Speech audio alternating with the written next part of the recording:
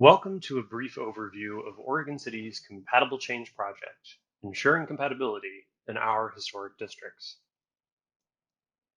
There are two types of historic districts in Oregon City: the Canemah National Register District and the McLoughlin Local Conservation District. The regulation of structures is different in each district. In Canemah, all structures are subject to the same historic review process. In the event of new construction, demolition, addition, or exterior alteration, the action must gain approval through the Historic Review Board. Wait, the Historic Review Board?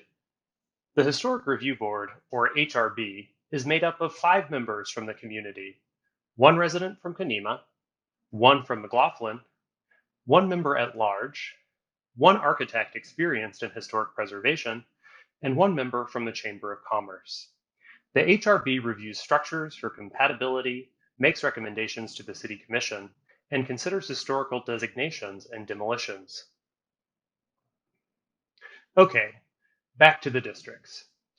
In McLoughlin, as opposed to Canemah, structures are regulated differently based on whether they are designated or non-designated. Designation refers to the formal consideration of a site or structure as a historic resource. In McLoughlin, only 35% of structures are designated. Designated structures are treated the same way as those in Canemah, requiring HRB review for the same actions. For all the other 65% of structures, the non-designated ones, exterior additions or alterations are not subject to HRB review, unless those changes reach a certain threshold. If the threshold is passed, the action is considered new construction and is subject to HRB review. There are currently 2 thresholds.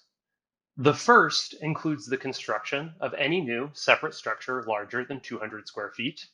The second is any addition that is 30% or more in area of the original structure, whether individual or cumulative. The problem is that threshold based on area is not well defined in city code. As a result, it can be interpreted differently, leading to significant additions or alterations to those structures without technically crossing that threshold for HRB review. The second part of the Compatible Change project involves public improvements. Public improvements are any improvements in the public realm, like streets or sidewalks, parks, trails, or traffic signals.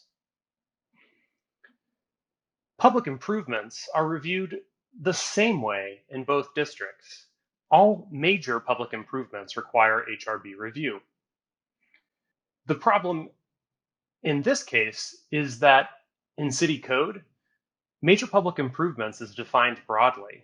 As a result, all improvements in the public realm can be interpreted to require HRB review. These can include significant streetscape improvement projects to the installation of new park benches.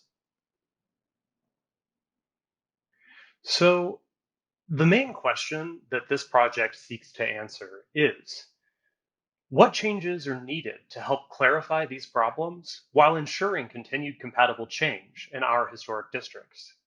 What do you think? As part of this project, we are looking at the approaches used by other cities in Oregon with their own historic districts in order to create recommendations for changes to our city code. We're seeking your input on the goals we should achieve with these changes so that you can help affect the project outcome. Look below for more information on the project and how you can get involved. Thank you.